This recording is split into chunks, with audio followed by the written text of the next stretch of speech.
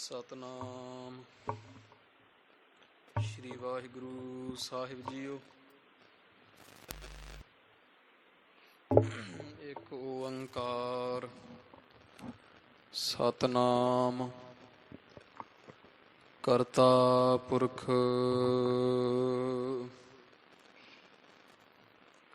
ਨਿਰਭਉ ਨਿਰਵੈਰ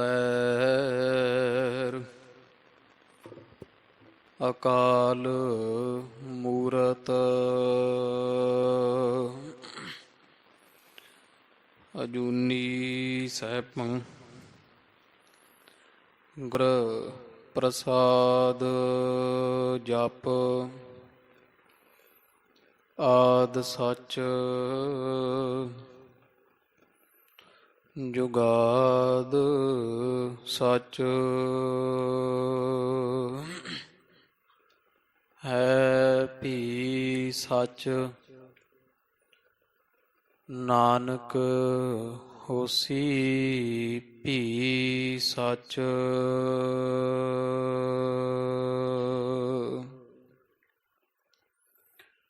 ਸ਼੍ਰੀ ਨਾਨਕ ਪਦ ਪੰਕਜ ਬੰਦਨ ਪਦ ਪੰਕਜ ਬੰਦਨ ਸਿਮਰੋ ਅੰਗਦ ਦੁਖ ਨਿਕੰਦਨ ਅਮਰਦਾਸ ਗੁਰ ਹਿਰਦੇ ਧਿਆਵਾ ਹਿਰਦੇ ਧਿਆਵਾ। ਸ਼੍ਰੀ ਗੁਰ ਰਾਮਦਾਸ ਗੁਣ ਗਾਵਾ ਸ਼੍ਰੀ ਅਰਜਨ ਬਿਘਨਨ ਕੇ ਨਾਸ਼ਕ ਬਿਘਨਨ ਕੇ ਨਾਸ਼ਕ। ਹਰ ਗੋਬਿੰਦ ਸ਼ੁਭ ਸੁਮਤ ਪ੍ਰਕਾਸ਼ਕ। ਸ਼੍ਰੀ ਹਰਿ ਰਾਏ ਨਮੋ ਕਰ ਜੋਰੀ ਨਮੋ ਕਰ ਜੋਰੀ। ਗੁਰ ਹਰਿ ਕ੍ਰਿਸ਼ਨ ਮਨਾਏ ਬਹੋਰੀ। ਤੇਗ ਬਹਾਦਰ ਪਰਮ ਕਿਰਪਾਲਾ ਪਰਮ ਕਿਰਪਾਲਾ। ਸ਼੍ਰੀ ਗੁਰ ਗੋਬਿੰਦ ਸਿੰਘ ਬਿਸਾਲਾ। ਤਰੋਂ ਤਰਾ ਪਰ ਪੁਨ ਪੁਨ ਸੀਸਾ ਪੁਨ ਪੁਨ ਸੀਸਾ। ਬੰਦੋਂ ਬਾਰ ਬਾਰ ਜਗਦੀਸ਼ਾ। ਜਿਸ ਮਹਿ ਅੰਮ੍ਰਿਤ ਗਿਆਨ ਹੈ ਮਾਣਿਕ ਭਗਤ ਵਿਰਾਗ। ਗੁਰੂ ਗ੍ਰੰਥ ਸਾਹਿਬ ਓਦਦ ਬੰਦੋਂ ਕਰ ਅਨੁਰਾਗ। ਸ਼੍ਰੀ ਗੁਰ ਸ਼ਬਦ ਕਮਾਏ ਜਿਨਾ ਜੀਤੇ ਪੰਚ ਵਿਕਾਰ। ਤਿਨ ਸੰਤਨ ਕਉ ਬੰਦਨਾ ਸਿਰ ਚਰਨਨ ਪਰ ਤਾਰ। ਤਿਨ ਸੰਤਨ ਕਉ ਬੰਦਨਾ ਸਿਰ ਚਰਨਨ ਪਰ ਤਾਰ। ਸਤਨਾਮ ਵਾਹਿਗੁਰੂ ਸਾਹਿਬ ਜੀਓ। ਦੋਹਰਾ ਸ਼੍ਰੀ ਸਤਿਗੁਰ ਬ੍ਰਿਧ ਅਮਰ ਜੀ। आए तनहा के पास ग्राम कितक अर्पण करे अकबर बिनय प्रकाश श्री सतगुर बृद अमर जी आए तनहा के पास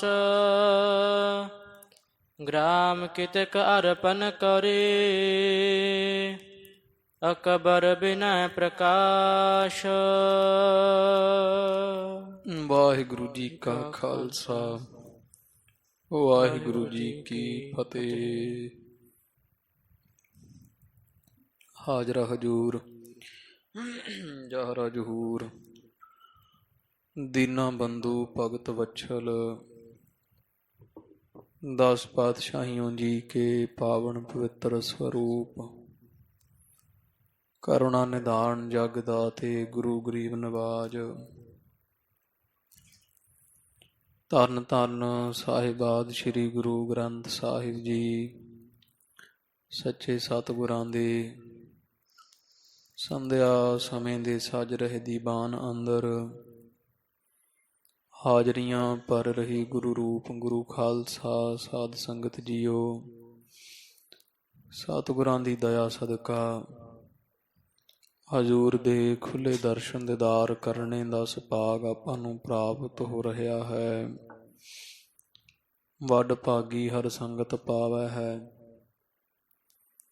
ਵੱਡੇ ਭਾਗਾਂ ਦੀ ਨਿਸ਼ਾਨੀ ਹੈ ਜੋ ਮਹਾਰਾਜ ਦੀ ਪਾਵਨ ਪਵਿੱਤਰ ਸਤ ਸੰਗਤ ਦੀਆਂ ਘੜੀਆਂ ਦਾ ਆਨੰਦ ਮਾਣਨ ਦਾ ਸੁਭਾਗ ਆਪਾਂ ਨੂੰ ਪ੍ਰਾਪਤ ਹੋ ਰਿਹਾ ਹੈ। ਗੁਰੂ ਗਰੀਬ ਨਵਾਜ ਧੰਨ ਸਾਹਿਬ ਸ੍ਰੀ ਗੁਰੂ ਰਾਮਦਾਸ ਜੀ ਮਹਾਰਾਜ ਜੀਆਂ ਦੇ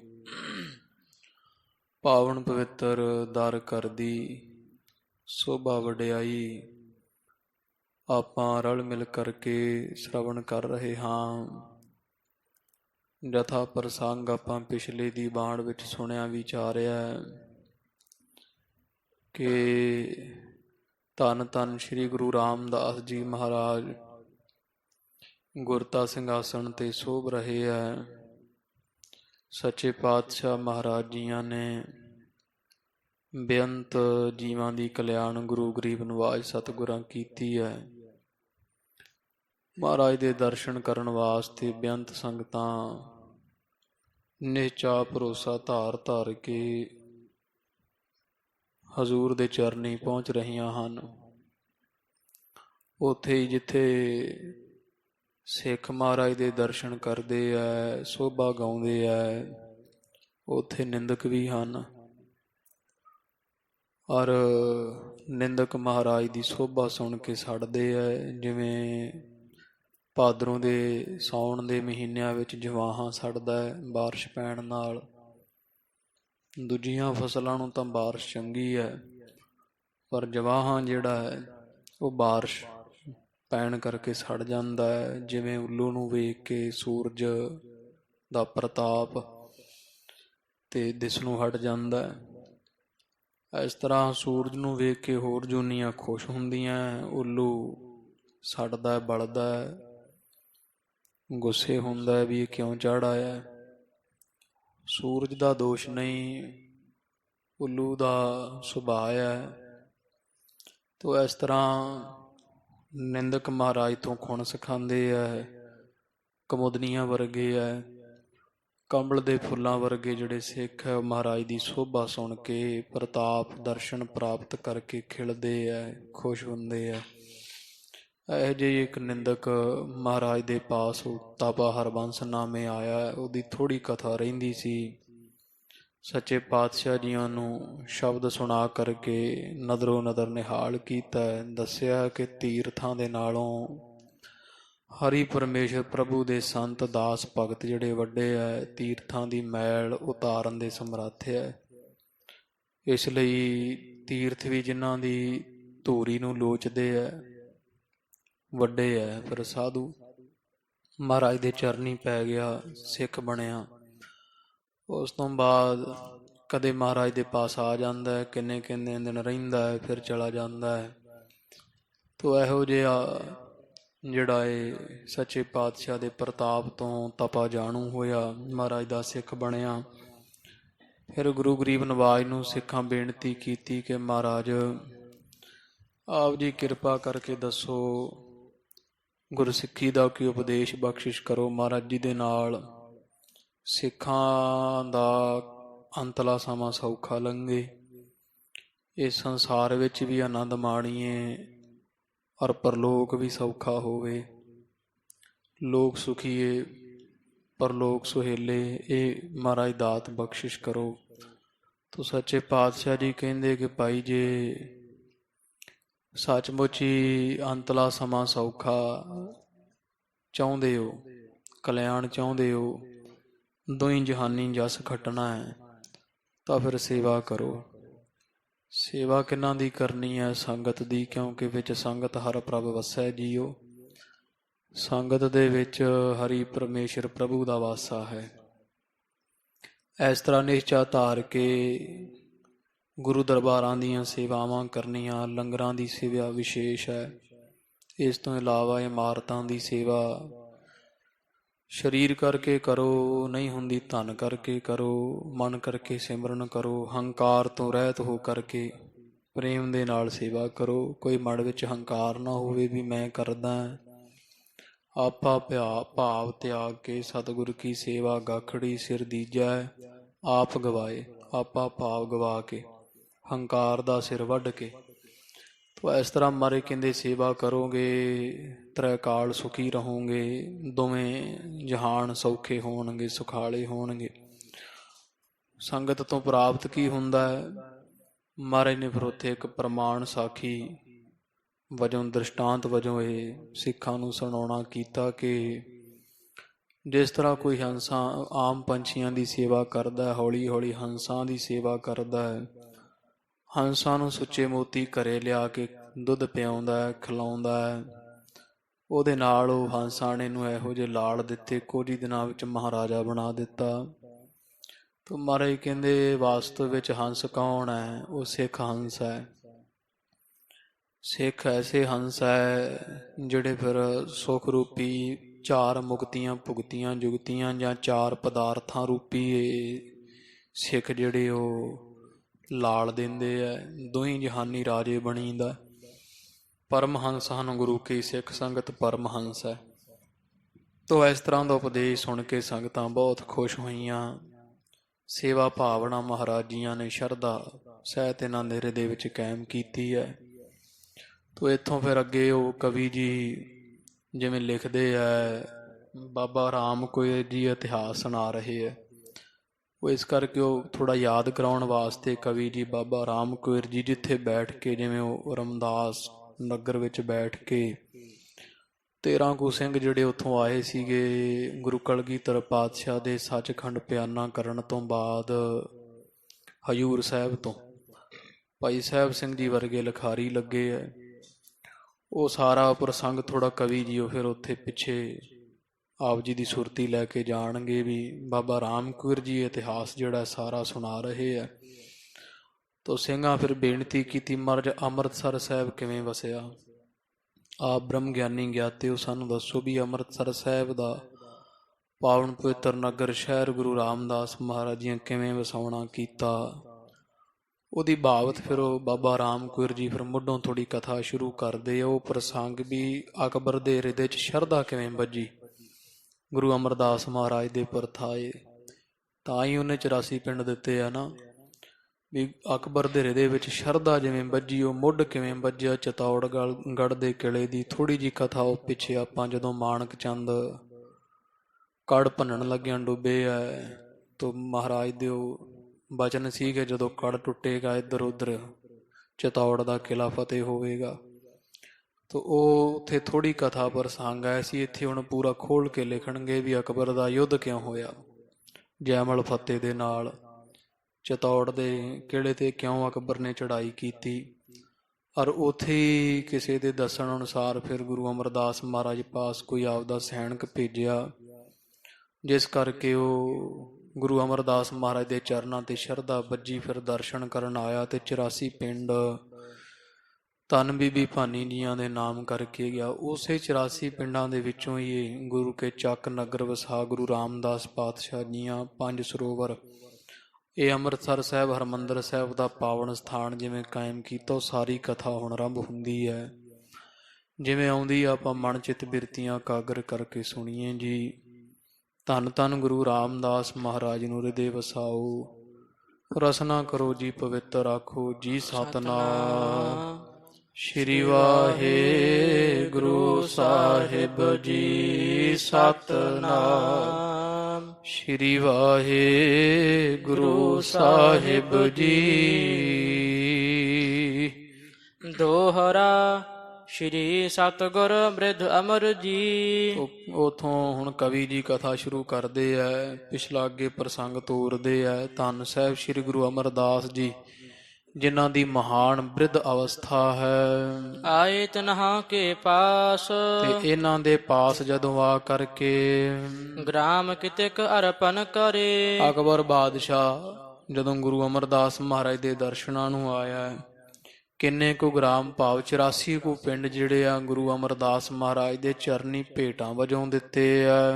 ਅਕਬਰ ਬਿਨੈ ਪ੍ਰਕਾਸ਼ ਨਾਲ ਹੀ ਅਕਬਰ ਬਾਦਸ਼ਾਹ ਨੇ ਹਜ਼ੂਰ ਦੇ ਚਰਨਾਂ ਵਿੱਚ ਬੇਨਤੀ ਕੀਤੀ ਹੈ, ਭਾਵ ਨਿਮਰ ਭਾਵ ਹੋ ਕੇ 84 ਪਿੰਡ ਸਤਿਗੁਰਾਂ ਦੇ ਚਰਨੀ ਭੇਂਟ ਕੀਤੇ ਆ ਬੇਨਤੀਆਂ ਕਰ ਕਰਕੇ। ਸੋ ਸਗਰੇ ਹੀ ਗ੍ਰਾਮ ਗਨ ਉਹ ਕਵੀ ਜੀ ਕਹਿੰਦੇ ਉਹ ਜਿਹੜੇ ਸਾਰੇ ਗ੍ਰਾਮ ਨਗਰ ਸਨ 84 ਕੁ ਪਿੰਡ ਜਿੰਨੇ ਆ ਸਾਰੇ ਗੁਰਤਾ ਗਾਦੀ ਸਾਥ ਤੇ ਉਹ ਗੁਰਤਾ ਗੱਦੀ ਦੇ ਸਮੇਤ ਉਹ 84 ਪਿੰਡ ਵੀ ਤੇ ਨਾਲ ਜਿਹੜਾ ਗੁਰਤਾ ਦਾ ਸਿੰਘਾਸਣ ਹੈ ਇਹਦੇ ਸਹਿਤ ਰਾਮਦਾਸ ਗੁਰ ਕੋ ਦਏ। ਧੰਨ ਗੁਰੂ ਅਮਰਦਾਸ ਮਹਾਰਾਜ ਨੇ ਸਾਹਿਬ ਸ੍ਰੀ ਗੁਰੂ ਰਾਮਦਾਸ ਜੀ ਨੂੰ ਬਖਸ਼ਿਸ਼ ਕੀਤੀ, ਗੁਰਤਾ ਗੱਦੀ ਵੀ ਤੇ ਨਾਲੇ ਹੀ ਉਹ 84 ਪਿੰਡ ਜਿਹੜੇ ਹੈ ਉਹ ਵੀ ਸੱਚੇ ਪਾਤਸ਼ਾਹ ਜੀਆਂ ਗੁਰੂ ਰਾਮਦਾਸ ਮਹਾਰਾਜ ਜੀਆਂ ਨੂੰ ਬਖਸ਼ਿਸ਼ ਕਰ ਦਿੱਤੇ ਐ। ਕੁਲ ਭੱਲਿਆਨ ਕੇ ਨਾਥ ਜਿਹੜੇ ਭੱਲਿਆਂ ਦੀ ਕੁਲ ਦੇ ਸੁਆਮੀ ਪ੍ਰਕਾਸ਼ ਸਰੂਪ ਹਨ ਗੁਰੂ ਅਮਰਦਾਸ ਜੀ ਤਿੰਨਾਂ ਨੇ।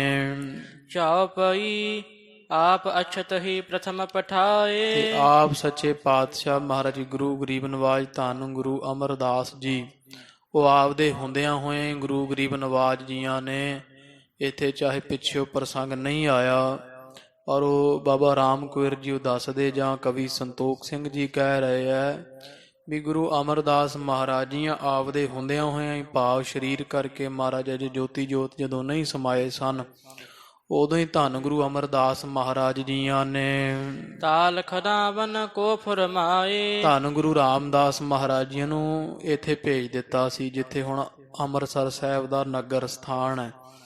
ਇਸ ਯਾੜ ਥਾਂ ਦੇ ਵਿੱਚ ਮਹਾਰਾਜ ਜੀਆਂ ਭੇਜਿਆ ਤੇ ਸਤਿਗੁਰਾਂ ਨੇ ਜਿਹੜਾ ਇੱਥੇ ਕੁਛ ਕੁ ਖਾਨਿਓ ਤਾਲ ਖਣਾਵਣ ਵੀ ਤਾਲ ਕਈ ਸਰੋਵਰ ਨੂੰ ਖਦਵਾਓ, ਇੱਥੇ ਸਰੋਵਰ ਜਿਹੜਾ ਵੈ ਲਗਵਾਉਣਾ ਕਰੋ। ਇਹ ਗੁਰੂ ਅਮਰਦਾਸ ਮਹਾਰਾਜ ਜੀਆਂ ਦਾ ਹੁਕਮ ਸੀ ਗੁਰੂ ਰਾਮਦਾਸ ਮਹਾਰਾਜ ਜੀਆਂ ਨੂੰ ਤੋਂ ਪਹਿਲਾਂ ਹੀ ਆਪਦੇ ਹੁੰਦੇ ਹੀ ਇਹ ਭੇਜ ਦਿੱਤਾ ਸੀ। ਸਤਿਗੁਰਾਂ ਨੇ ਆਪ ਮਹਾਰਾਜ ਗੋਇੰਦਵਾਲ ਜਦੋਂ ਬੌਲੀ ਸਾਹਿਬ ਤਿਆਰ ਹੋ ਗਈ ਉਸ ਤੋਂ ਬਾਅਦ ਭੇਜ ਦਿੱਤਾ ਸੀਗਾ ਕੁਛ ਕਖਨਿਓ ਅਰ ਗ੍ਰਾਮ ਬਸਾਵਾ ਕੁਝ ਕੁ ਸਰੋਵਰ ਦੀ ਖੁਦਾਈ ਅਜੇ ਹੋਈ ਸੀ ਤੇ ਨਾਲ ਹੀ ਸ੍ਰੀ ਗੁਰੂ ਰਾਮਦਾਸ ਜੀ ਇੱਕ ਉੱਥੇ ਹੀ ਪਿੰਡ ਬਣਾ ਦਿੱਤਾ ਸੀ, ਪਿੰਡ ਵਸਾ ਦਿੱਤਾ ਸੀ। ਨਾਮ ਗੁਰੂ ਕੋ ਚੱਕ ਤਰਾਵਾ ਤੇ ਉਹਦਾ ਗੁਰੂ ਅਮਰਦਾਸ ਮਹਾਰਾਜ ਜੀਆਂ ਦੀ ਯਾਦ ਵਿੱਚ ਗੁਰੂ ਕਾ ਚੱਕ ਨਗਰ ਦਾ ਨਾਮ ਸੀ ਜਾਂ ਗੁਰੂ ਦਾ ਚੱਕ ਕਹਿ ਲਓ, ਗੁਰੂ ਕਾ ਚੱਕ ਇਹ ਅੰਮ੍ਰਿਤਸਰ ਸਾਹਿਬ ਦਾ ਪਹਿਲਾ ਨਾਂ ਹੈ।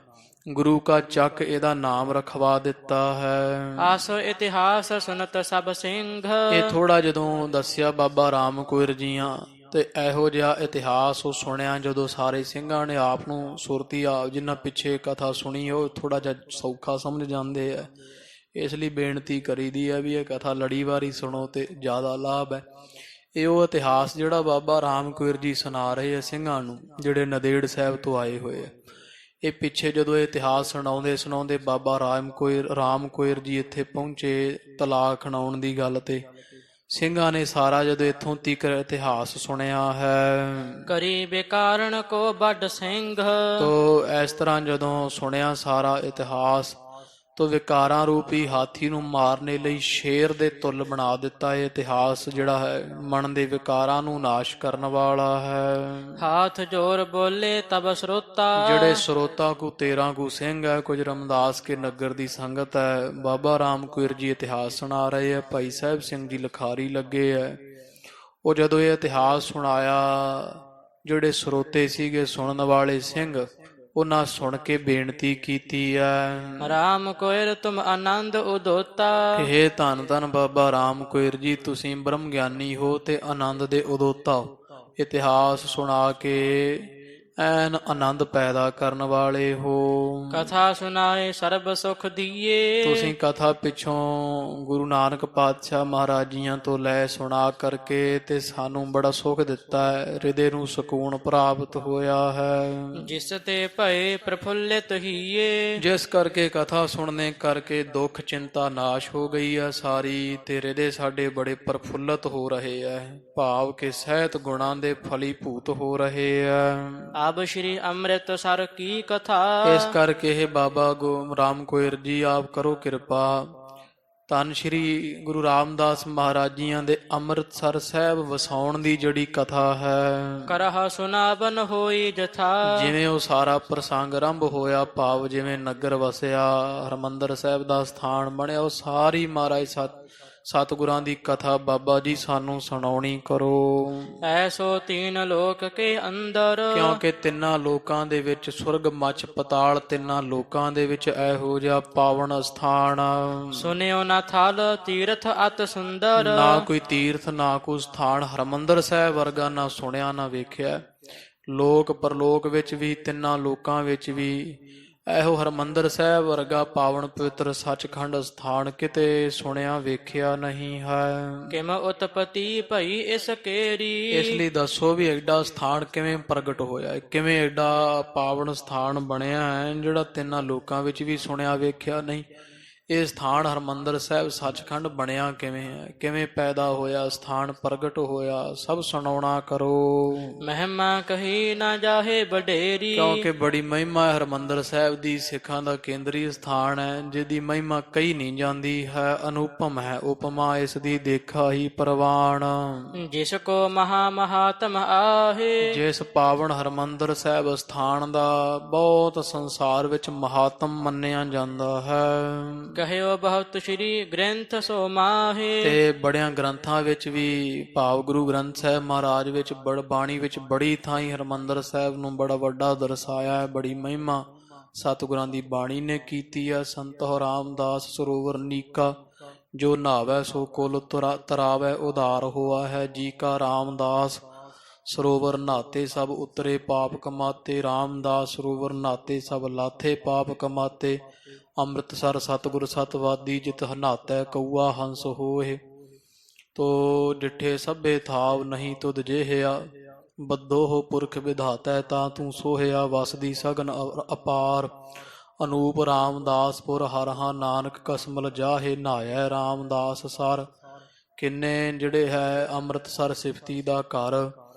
ਐਸੇ ਬੇਅੰਤ ਪ੍ਰਮਾਣ ਸਤਿਗੁਰਾਂ ਦੀ ਬਾਣੀ ਦੇ ਅੰਦਰ ਸਤਿਗੁਰਾਂ ਨੇ ਆਪ ਦਰਜ ਕੀਤੇ ਹੈ। ਜਿਸ ਪਾਵਨ ਸਥਾਨ ਦੀ ਮਹਿਮਾ ਗੁਰਬਾਣੀ ਵੀ ਗਾਉਂਦੀ ਹੈ। ਕਿਸ ਪ੍ਰਕਾਰ ਇਹੋ ਤਾਲ ਲਗਾਵਾ, ਇਹ ਜਿਹੜਾ ਅੰਮ੍ਰਿਤਸਰ ਸਾਹਿਬ ਦਾ ਪਾਵਨ ਪਵਿੱਤਰ ਸਰੋਵਰ ਹੈ, ਇਹ ਬਾਬਾ ਰਾਮ ਕੌਰ ਜੀ ਦੱਸੋ ਵੀ ਕਿਵੇਂ ਸਤਿਗੁਰਾਂ ਨੇ ਲਗਵਾਇਆ, ਕਿਵੇਂ ਆਰੰਭ ਕੀਤਾ ਸੀ। ਹਰਿਮੰਦਰ ਸੁੰਦਰ ਬਨਵਾਵਾ, ਉਹਦੇ ਵਿਚਕਾਰ ਫਿਰ ਹਰਿਮੰਦਰ ਸਾਹਿਬ ਦਾ ਪਾਵਨ ਪਵਿੱਤਰ ਸੁੰਦਰ ਅਸਥਾਨ ਕਿਵੇਂ ਬਣਿਆ ਹੈ। ਲక్ష్ਮੀ ਸਥਿਤ ਸੇਵਤੀ ਜਹਾਂ, ਜਿੱਥੇ ਲక్ష్ਮੀ ਸਦਾ ਸਥਿਤ ਰਹਿੰਦੀ ਹੈ, ਟਿਕੀ ਲక్ష్ਮੀ ਦਾ ਜਿੱਥੇ ਮਹਾਰਾਜ ਦੇ ਚਰਨਾਂ ਵਿੱਚ ਵਾਸ ਹੈ, ਤੇ ਇੱਥੇ ਹੀ ਸਦਾ ਲక్ష్ਮੀ ਰਹਿੰਦੀ ਹੈ।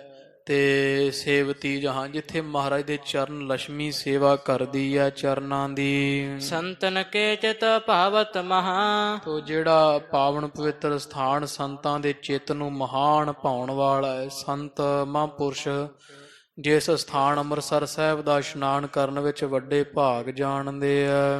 ਮਹਾ ਕਠੋਰ ਜਗਤ ਅਸ ਕੋਇ ਨ। ਤੇ ਸੰਸਾਰ 'ਚ ਕੋਈ ਨਾ ਅੱਡ ਹੈ। ਸੰਸਾਰ ਦੇ ਵਿੱਚ ਕੋਈ ਵੀ ਇਹੋ ਜਿਹਾ ਬਹੁਤੇ ਕਠੋਰ ਹਿਰਦੇ ਵਾਲਾ ਮਨੁੱਖ ਨਹੀਂ ਹੈ। ਦਰਸ਼ਨ ਤੇ ਸ਼ਰਧਾ ਜਿਸ ਹੋਏ ਨ। ਮਹਾਰਾਜ ਹਰਿਮੰਦਰ ਸਾਹਿਬ ਦੇ ਪਾਵਨ ਪਵਿੱਤਰ ਸਥਾਨ ਦੀ ਦਰਸ਼ਨਾਂ ਦੀ ਜਿਹਦੇ ਮਨ ਵਿੱਚ ਸ਼ਰਧਾ ਨਾ ਹੋਵੇ, ਸਾਰੇ ਸੰਸਾਰ ਵਿੱਚ ਇਹ ਬਾਬਾ ਜੀ ਇਹੋ ਜਿਹਾ ਕੋਈ ਸਿੱਖ, ਕੋਈ ਹਿਰਦਾ, ਕੋਈ ਆਮ ਮਨੁੱਖ ਵੀ ਨਹੀਂ ਹੈ ਜਿਹਦਾ ਦਿਲ ਨਾ ਕਰਦਾ ਹੋਵੇ ਹਰਿਮੰਦਰ ਸਾਹਿਬ ਦੇ ਦਰਸ਼ਨ ਕਰੀਏ। ਕੋਈ ਇਹੋ ਜਿਹਾ ਪੱਥਰ ਹਿਰਦਾ ਨਹੀਂ ਹੈ।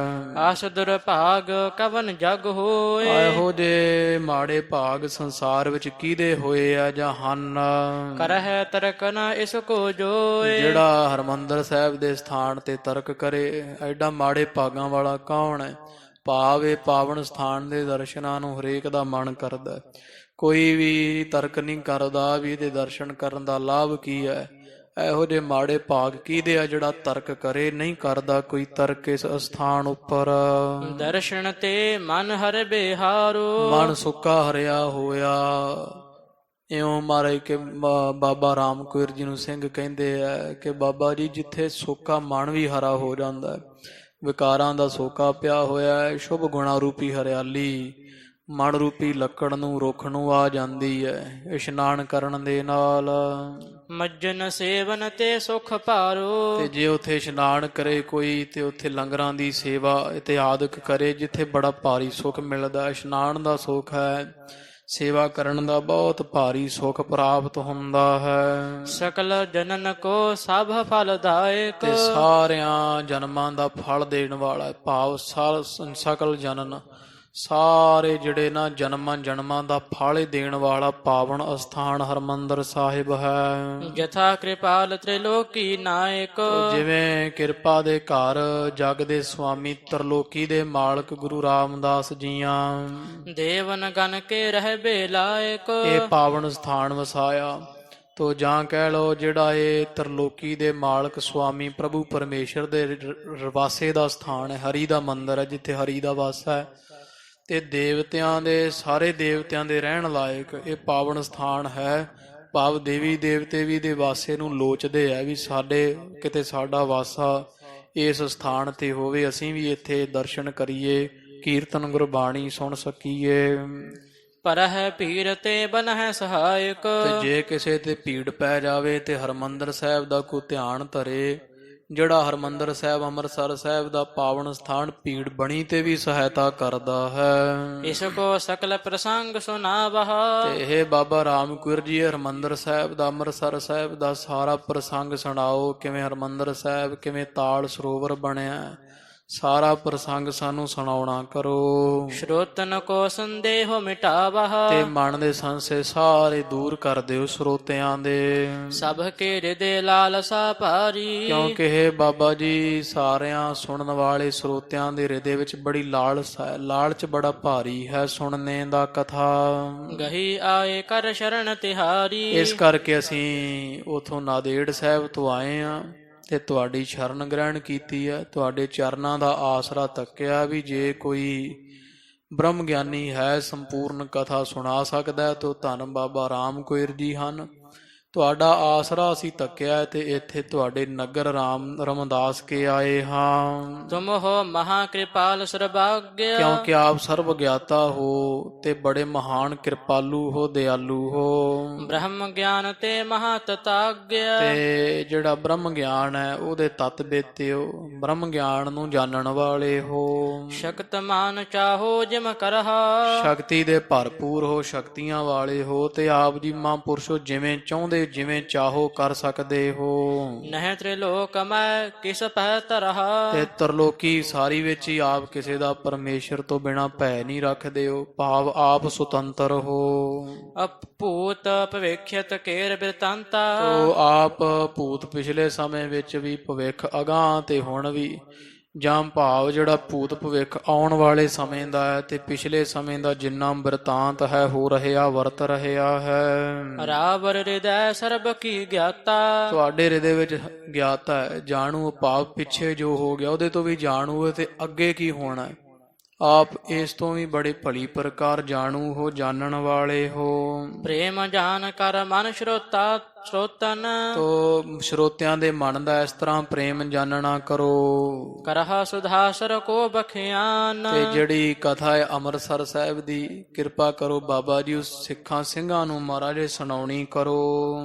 ਰਾਮ ਕੋਇਰ ਭਾਈ ਸੁਨ ਸਬੈ ਜਦੋਂ ਫਿਰ ਭਾਈ ਰਾਮ ਕੋਇਰ ਜੀ ਆਏ ਸਿੱਖਾਂ ਤੋਂ ਇਸ ਤਰ੍ਹਾਂ ਸਿੰਘਾਂ ਤੋਂ ਬੇਨਤੀ ਸੁਣੀ ਹੈ ਸਰੋਤਿਆਂ ਪਾਸੋਂ, ਪਰਮ ਪ੍ਰਸੰਨ ਭਇਓ ਮਨ ਤਬੈ ਤੇ ਮਨ ਕਰਕੇ ਬੜੇ ਖੁਸ਼ ਹੋਏ ਆ। ਬਾਬਾ ਰਾਮ ਕੋਇਰ ਜੀ ਵੀ ਸਿੱਖਾਂ ਨੂੰ ਜਿਹੜੀ ਉਹ ਕਥਾ ਸੁਣਨ ਦੀ ਬੜੀ ਲਾਲਸਾ ਹੈ, ਕਿਉਂਕਿ ਕਥਾ ਸੁਣਾਉਣ ਦਾ ਵੀ ਫੇਰ ਹੀ ਆਨੰਦ ਆਉਂਦਾ ਨਾ, ਜੇ ਸੁਣਨ ਵਾਲੇ ਸਰੋਤੇ ਵਿੱਚ ਇੱਛਾ ਮਾਰੇ। ਕਹਿੰਦੇ ਬਿਨ ਗਾਹਕ ਗੁਣ ਵੇਚੀਆ ਤਉ ਗੁਣ ਸਹਿਗੋ ਜਾਏ। ਬਿਨਾਂ ਗਾਹਕ ਤੋਂ ਗੁਣ ਜਿਹੜਾ ਵੇਚਿਆ ਉਹਦੀ ਸਰੋਤਾ ਇੱਕ ਹੀ ਹੋਵੇ, ਚਾਹੇ ਹੋਵੇ ਸੁਣਨ ਵਾਲਾ। ਹੁੰਦਾ ਹੂੰ ਲੱਖਾਂ ਨਾਨਕ ਕੋਟਨ ਮੈਂ ਕਹੂ ਨਾਰਾਇਣ ਜਿਹ ਚੀਤ। ਕਰੋੜਾਂ ਵਿੱਚ ਕੋਈ ਵਿਰਲਾ ਹੁੰਦਾ ਹੈ ਜਿਹੜਾ ਕਥਾ ਸੁਣਦਾ ਹੈ, ਸੁਣ ਕੇ ਮੰਨਦਾ ਹੈ ਤੇ ਉਸੇ ਤਰ੍ਹਾਂ ਫਿਰ ਜੀਵਨ ਬਤੀਤ ਕਰਦਾ ਹੈ। ਤੋ ਬਾਬਾ ਜੀ ਨੇ ਵੇਖਿਆ ਵੀ ਇਹ ਵਾਕਿਆ ਹੀ ਅਧਿਕਾਰੀ ਆ ਸੁਣਾਉਣ ਦੇ, ਅਧਿਕਾਰੀ ਹੋਵੇ ਸੁਣਨ ਦਾ ਅਧਿਕਾਰੀ ਬਣਨਾ ਪੈਂਦਾ। ਇੰਨੀ ਲਾਲਸਾ ਵੇਖੀ ਤੋ ਬਾਬਾ ਜੀ ਕਹਿੰਦੇ ਕਿ ਮਨ 'ਚ ਵਿਚਾਰਦੇ ਆ ਭਾਈ ਰਾਮ ਕੋਇਰ ਜੀ ਕਿ ਇਹਨਾਂ ਦੇ ਮਨ ਵਿੱਚ ਵਾਕਿਆ ਹੀ ਲਾਲਸਾ ਹੈ, ਸੁਣਨਾ ਚਾਹੁੰਦੇ ਆ। ਤੋ ਐ ਜਾਣ ਕੇ ਇਹਨਾਂ ਦੀਆਂ ਬੇਨਤੀਆਂ ਸੁਣ ਕੇ ਬੜੇ ਖੁਸ਼ ਹੋਏ ਆ। ਕਥਾ ਸੁਨਨ ਕੀ ਲਾਲਸ ਜਾਨੀ ਜਾਣਿਆ ਵੀ ਇਹਨਾਂ ਨੂੰ ਕਥਾ ਸੁਣਨ ਦਾ ਬਹੁਤਾ ਲਾਲਚ ਹੈ ਸਰੋਤਨ ਕੇ ਪ੍ਰੀਤ ਮਹਾਨੀ। ਤੇ ਇਹ ਸਰੋਤੇ ਆ ਪੂਰੇ ਤੇ ਇਹਨਾਂ ਦੇ ਮਨ ਵਿੱਚ ਬੜੀ ਪ੍ਰੀਤੀ ਹੈ ਸਤਿਗੁਰਾਂ ਦੇ ਇਤਿਹਾਸ ਦੇ ਪਰਥਾਏ। ਮਨ ਮਹਿ ਕਰਤ ਸੋ ਭਇਓ ਵਿਚਾਰਾ ਉਹ ਇਸ ਤਰ੍ਹਾਂ ਮਨ ਵਿੱਚ ਵਿਚਾਰ ਕਰਨੀ ਆਰੰਭ ਕਰ ਦਿੱਤੀ। ਭਾਈ ਰਾਮ ਕੋਇਰ ਜੀ ਫਿਰ ਐ ਮਨ ਵਿੱਚ ਵਿਚਾਰ ਕਰ ਰਹੇ ਆ। ਸਰੋਤਨ ਪ੍ਰੀਤੀ ਦੇਖ ਅਪਾਰਾ ਕਿਉਂਕਿ ਸਰੋਤਿਆਂ ਦੀ ਪਾਰਾਵਾਰ ਤੋਂ ਪਰੇ ਬਹੁਤ ਹੀ ਪ੍ਰੀਤੀ ਪ੍ਰੇਮ ਵੇਖਿਆ ਹੈ। ਜਾਂ ਤੇ ਕਥਾ ਕਹਿਨ ਪਰ ਗੁਰ ਕੀ ਤੋ ਇਸ ਕਰਕੇ ਫਿਰ ਗੁਰੂ ਰਾਮਦਾਸ ਮਹਾਰਾਜ ਦੀ ਕਥਾ ਕਹਿਣ ਵਾਸਤੇ ਕਹਿਣ ਉੱਪਰ ਬਧੀ ਪ੍ਰੀਤ ਭਾਈ ਕੇ ਉਰ ਕੀ। ਬਾਬਾ ਰਾਮ ਕੋਇਰ ਜੀਆਂ ਦੇ ਮਨ ਵਿੱਚ ਵੀ ਪ੍ਰੀਤੀ ਵਧੀ ਹੈ ਵੀ ਹੋਰ ਇਹਨਾਂ ਨੂੰ ਇਤਿਹਾਸ ਸਿੱਖਾਂ ਨੂੰ ਸਿੰਘਾਂ ਨੂੰ ਸੁਣਾਇਆ ਜਾਵੇ ਸਰੋਤਿਆਂ ਨੂੰ। ਸਾਹਿਬ ਸਿੰਘਾਦਿਕ ਜੇ ਸਰੋਤਾ ਜਿਹੜੇ ਸਾਹਿਬ ਸਿੰਘ ਵਰਗੇ ਤਤ ਬੇਤੇ ਲਖਾਰੀ ਲੱਗੇ ਹੋਏ ਆ, ਪੰਜ ਪਿਆਰਿਆਂ ਚੋਂ ਨਹੀਂ ਜਾਣਣੇ, ਸਾਹਿਬ ਸਿੰਘ ਹੋਰ ਹੈ। ਇਹ ਸਾਹਿਬ ਸਿੰਘ ਸਰੋਤੇ ਜਾਂ ਜਿਹੜੇ ਲਖਾਰੀ ਇੱਥੇ ਵੱਡੇ ਮਹਾਨ ਲੱਗੇ ਹੋਏ ਆ, ਬਾਬਾ ਜੀ ਦੇ ਪਾਸ ਕਥਾ ਸੁਣ ਰਹੇ ਆ। ਕਰੇ ਸਰਾਹਨ ਆਨੰਦ ਉਦੋਤਾ ਸਾਹਿਬ ਸਿੰਘ ਤੋਂ ਆਦਿਕ ਹੋਰ ਜਿਹੜੇ ਸਰੋਤੇ ਆ ਉਹ ਕਰੇ ਸਰਾਹਨ ਆਨੰਦ ਉਦੋਤਾ, ਉਹ ਵੀ ਸਲਾਹੁਤਾ ਕਰਦੇ ਆ ਬਾਬਾ ਰਾਮ ਕੋਇਰ ਜੀਆਂ ਦੇ ਸੁਣਾਏ ਇਤਿਹਾਸ ਦੀ। ਤੋ ਇਹਨਾਂ ਦੇ ਹਿਰਦੇ ਵਿੱਚ ਵੀ ਆਨੰਦ ਪੈਦਾ ਹੋਇਆ। ਭਾਈ ਰਾਮ ਕੋਇਰ ਜੀਆਂ ਵੇਖਿਆ ਹੈ ਧਨ ਸੁਮਤ ਅਰ ਚਾਹੇ ਤੁਮਾਰੀ। ਤੋ ਫਿਰ ਉਹਨਾਂ ਦੀ ਸਲਾਹੁਤਾ ਬਾਬਾ ਰਾਮ ਕੋਇਰ ਜੀ ਕਰਦੇ ਕਿ ਸਾਹਿਬ ਸਿੰਘ ਤੋਂ ਆਦਿਕ ਹੋਰ ਜਿਹੜੇ ਸਿੰਘ ਨਾਂਦੇੜ ਸਾਹਿਬ ਤੋਂ ਆਏ ਆ, ਭਾਈ ਧੰਨ ਹੋ ਤੁਸੀਂ, ਗੁਰੂ ਕਲਗੀਧਰ ਪਾਤਸ਼ਾਹ ਦੇ ਪਿਆਰੇ ਸਿੱਖ ਸਿੰਘ, ਤੁਹਾਡੀ ਸ਼੍ਰੇਸ਼ਟ ਮੱਤ ਵੀ ਧੰਨ ਹੈ ਤੇ ਤੁਹਾਡੀ ਇੱਛਾ ਵੀ ਧੰਨ ਹੈ, ਸ਼ੁਭ ਇੱਛਾ ਹੈ ਨਾ। ਸਰੋਤਾ ਤਾਂ ਕੋਈ ਮਾੜੇ, ਕੋਈ ਚੁਗਲੀ ਦਾ ਵੀ ਸਰੋਤਾ ਹੁੰਦਾ, ਨਿੰਦਾ ਸੁਣਨ ਦਾ ਵੀ ਸਰੋਤਾ ਹੁੰਦਾ, ਪਰ ਉਹ ਸੁਰਤੀ ਦੇ ਅਨੁਸਾਰ ਸੁਰਤ ਸ਼੍ਰੇਸ਼ਟ ਹੈ ਤੇ ਚੰਗਾ ਸੁਣਨ ਨੂੰ ਮਨ ਕਰੇਗਾ। ਸੁਰਤੀ ਸ਼ੁੱਧ ਨਹੀਂ ਹੈ, ਦੁਰਮਤੀ ਹੈ, ਤਾਂ ਉਹਦੇ ਨਾਲ ਫਿਰ ਉਹ ਜਿਹਾ ਕੁਝ ਸੁਣਨ ਨੂੰ ਮਨ ਕਰਦਾ। ਤੋ ਜੈਸੀ ਮਨਸਾ ਤੈਸੀ ਦਸ਼ਾ। ਤੋ ਇਸ ਤਰ੍ਹਾਂ ਉਹ ਬਾਬਾ ਰਾਮ ਕੋਇਰ ਜੀ ਕਹਿੰਦੇ ਤੁਸੀਂ ਧੰਨ ਹੋ, ਧੰਨ ਤੁਹਾਡੀ ਮੱਤ ਹੈ ਤੇ ਧੰਨ ਤੁਹਾਡੀ ਇੱਛਾ ਹੈ ਜੋ ਗੁਰੂ ਕਾ ਇਤਿਹਾਸ ਸੁਣਨ ਦੀ ਹੋ ਰਹੀ ਹੈ। ਗੁਰ ਕੀ ਕਥਾ ਸੁਣਨ ਅਧਿਕਾਰੀ। ਕਿਉਂਕਿ ਤੁਸੀਂ ਗੁਰਾਂ ਦੀ ਕਥਾ ਸੁਣਨ ਦੇ ਪੂਰੇ ਅਧਿਕਾਰੀ ਹੱਕਦਾਰ ਹੋ। ਸੁਨਹ ਪ੍ਰੇਮ ਤਰ ਸਰਬ ਸੁਨਾਵਾ। ਚਲੋ ਅਸੀਂ ਸੁਣਾਉਣੇ ਆ ਤੇ ਸੁਣੋ ਸਾਰੀ ਅੰਮ੍ਰਿਤਸਰ ਸਾਹਿਬ ਦੀ ਕਥਾ ਪ੍ਰੇਮ ਧਾਰ ਕਰਕੇ। ਸਭ ਸਰੋਤਨ ਕੇ ਹਿਰਦੇ ਰਿਝਾਵਾ। ਤੇ ਸਭ ਸਰੋਤਿਆਂ ਦੇ ਹਿਰਦੇ ਰਿਝਾਵੋ, ਕਹੀਏ ਖੁਸ਼ ਕਰ ਦਿੰਦੇ ਆ। ਬਾਬਾ ਜੀ ਕਹਿੰਦੇ ਹੁਣੇ ਹੀ ਚਲੋ ਭਾਈ ਅੰਮ੍ਰਿਤਸਰ ਸਾਹਿਬ ਦੀ ਕਥਾ ਸੁਣਾ ਦਿੰਦੇ ਆ ਤੇ ਤੁਹਾਡੇ ਸਾਰਿਆਂ ਦੇ ਹਿਰਦੇ ਖੁਸ਼ ਕਰ ਦਿੰਦੇ ਹਾਂ। ਜਿਸ ਕੇ ਸੁਨੇ ਭਰਮ ਬਿਨਸਾਵੈ। ਜਿਹੜੀ ਕਥਾ ਸੁਣਨ ਦੇ ਨਾਲ ਸਾਰੇ ਭਰਮ ਨਾਸ ਹੋ ਜਾਂਦੇ ਐ, ਭਰਮ ਕੋਈ ਰਹਿੰਦਾ ਨਹੀਂ ਹੈ। ਗੁਰ ਆਸ਼ਾ ਕੋ ਸਿੱਖ ਸਭ ਪਾਵੈ। ਤੇ ਗੁਰੂ ਕੀ ਆਸ਼ਾ ਜਿਹੜਾ ਸਿਧਾਂਤ ਹੈ ਉਹਨੂੰ ਸਾਰੇ ਸਿੱਖ ਪ੍ਰਾਪਤ ਕਰ ਲੈਂਦੇ ਆ ਜਿਸ ਕਥਾ ਪਾਸੋਂ। ਅਤ ਸੁੰਦਰ ਗੁਰ ਕੋ ਇਤਿਹਾਸ। ਅਤੀ ਸੁੰਦਰ, ਬਹੁਤਾ ਸੁੰਦਰ ਹੈ ਸਤਿਗੁਰੂ ਨਾਨਕ ਪਾਤਸ਼ਾਹ ਦੇ ਦਰ ਘਰ ਦਾ ਜੋ ਇਤਿਹਾਸ ਹੈ। ਹੈ। ਹਿਰਦੇ ਵਿਕਾਰਣ ਕਰਤਾ ਨਾਸ਼। ਹਿਰਦੇ ਵਿੱਚ ਜਿਹੜੇ ਵਿਕਾਰ ਵਿਸ਼ੇ ਵਾਸ਼ਨਾ ਹੈ, ਸਭ ਦਾ ਨਾਸ਼ ਕਰਨ ਵਾਲਾ ਹੈ। ਸ਼੍ਰੀ ਅੰਮ੍ਰਿਤਸਰ ਕੀ ਸ਼ੁਭ ਕਥਾ। ਐਸੀ ਹੈ ਧੰਨ ਸ਼੍ਰੀ ਗੁਰੂ ਰਾਮਦਾਸ ਮਹਾਰਾਜ ਦੇ ਦਰ ਘਰ ਦੀ ਅੰਮ੍ਰਿਤਸਰ ਸਾਹਿਬ ਦੀ ਜਿਹੜੀ ਸ਼੍ਰੇਸ਼ਟ ਕਥਾ ਹੈ। ਭਈ ਜਥਾ ਉਚਰੋ ਮੈਂ ਤਥਾ। ਜਿਵੇਂ ਉਹ ਕਥਾ ਹੋਈ ਹੈ, ਵਾਰਤਾ ਜਿਵੇਂ ਉਹ ਪਾਵਨ ਸਥਾਨ ਸਜਿਆ ਹੈ, ਭਾਈ ਸਾਹਿਬ ਭਾਈ ਰਾਮ ਕੌਰ ਜੀ ਕਹਿੰਦੇ ਸੁਣੋ ਸਰੋਤਾ ਜਣੋ, ਜਿਵੇਂ ਹੋਈ ਫਿਰ ਅਸੀਂ ਦੱਸਦੇ ਹਾਂ। ਇਕ ਮਨ ਹੋਏ ਸੁਨਹਾ ਕਰ ਪ੍ਰੀਤ। ਪ੍ਰੇਮ ਧਾਰ ਕੇ ਇੱਕ ਮਨ ਚਿਤ ਬਿਰਤੀ ਇਕਾਗਰ ਕਰਕੇ ਸੁਣਨਾ ਕਰੋ। ਮਹਾ ਮਹਾਤਮ ਪ੍ਰਾਪਤ ਮੀਤ। ਇਹ ਮੇਰੇ ਮਿੱਤਰ ਪਿਆਰੇ, ਜਿਸ ਕਥਾ ਸੁਣਨੇ ਦਾ ਬਹੁਤ ਮਹਾਤਮ ਹੈ, ਬਹੁਤ ਪ੍ਰਾਪਤੀ ਹੁੰਦੀ ਹੈ। ਸਤਿਗੁਰ ਕਥਾ ਕੀ ਹੈ ਸੁਖ ਰਾਸ। ਕਿਉਂਕਿ ਸਤਿਗੁਰਾਂ ਦੀ ਕਥਾ ਜਿਹੜੀ ਨੇ ਉਹ ਜਾਣੋ ਵੀ ਉਹ ਸੁੱਖਾਂ ਦੀ ਪੂੰਜੀ ਹੈ, ਸੁੱਖਾਂ ਦਾ ਖਜ਼ਾਨਾ ਹੈ। ਜਨਮ ਮਰਨ ਕੇ ਕਸ਼ਟ ਵਿਨਾਸ਼। ਜੰਮਣ ਮਰਨ ਦੇ ਸਾਰੇ ਜਿਹੜੇ ਦੁੱਖ ਹੈ ਉਹਨੂੰ ਨਾਸ਼ ਕਰਨ ਵਾਲੀ ਹੈ।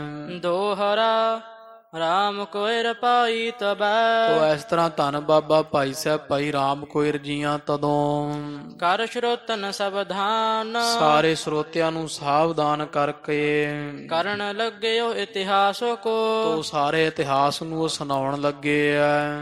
ਵਰਣਨ ਜਥਾ ਮਹਾਨ। ਜਿਸ ਤਰ੍ਹਾਂ ਮਹਾਨ ਇਤਿਹਾਸ ਵਾਪਰਿਆ ਹੈ, ਹਰਿਮੰਦਰ ਸਾਹਿਬ ਦਾ ਸਥਾਨ ਜਿਵੇਂ ਜਿਵੇਂ ਬਣਿਆ, ਸਰੋਵਰ ਲੱਗੇ ਹੈ, ਉਹ ਸਾਰੀ ਕਥਾ ਹੁਣ ਬਾਬਾ ਰਾਮ ਕੋਇਰ ਜੀ ਸਿੰਘਾਂ ਨੂੰ ਸੁਣਾਉਣ ਲੱਗੇ ਆ।